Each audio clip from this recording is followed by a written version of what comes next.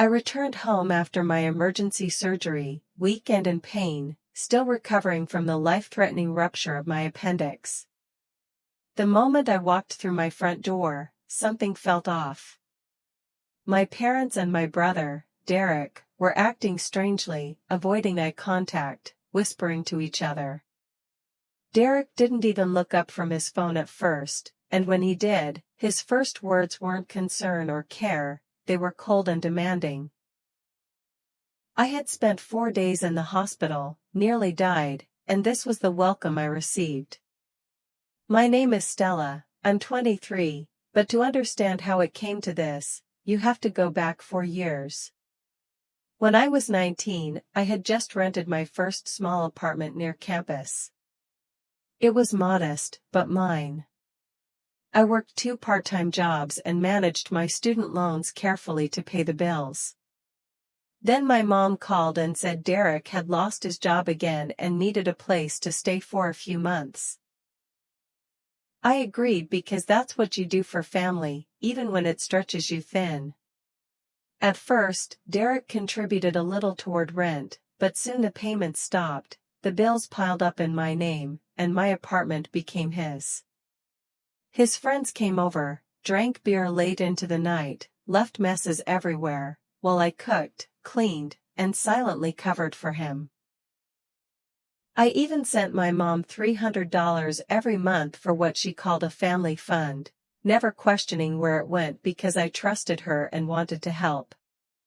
Over 4 years, my sacrifices grew heavy, my health declined, and my life became a cycle of exhaustion and unappreciated labor, while Derek took advantage of my kindness.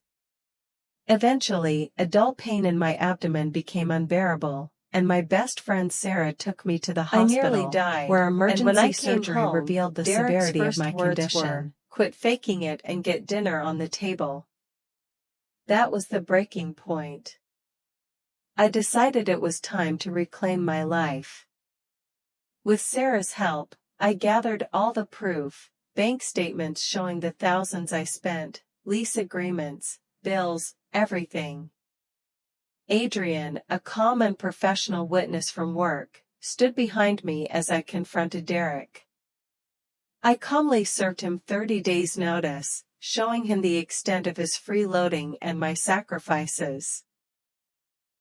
My mom tried to defend him, but the numbers, $86,000 over 4 years, spoke for themselves. Derek had contributed nothing, and for the first time in years, the truth was undeniable. I didn't yell, I didn't cry, I simply set boundaries, reclaimed my space, and faced the people who had taken advantage of my care. The apartment was mine again, my health and peace finally prioritized, and my message was clear. Family cannot use love as a weapon, and standing up for yourself is necessary, even when it's uncomfortable. Moral lesson: even family can take advantage if boundaries aren't set. Standing up for yourself is not betrayal, it's survival. Question for you: have you ever been taken for granted by someone close? How would you reclaim your life if it happened to you?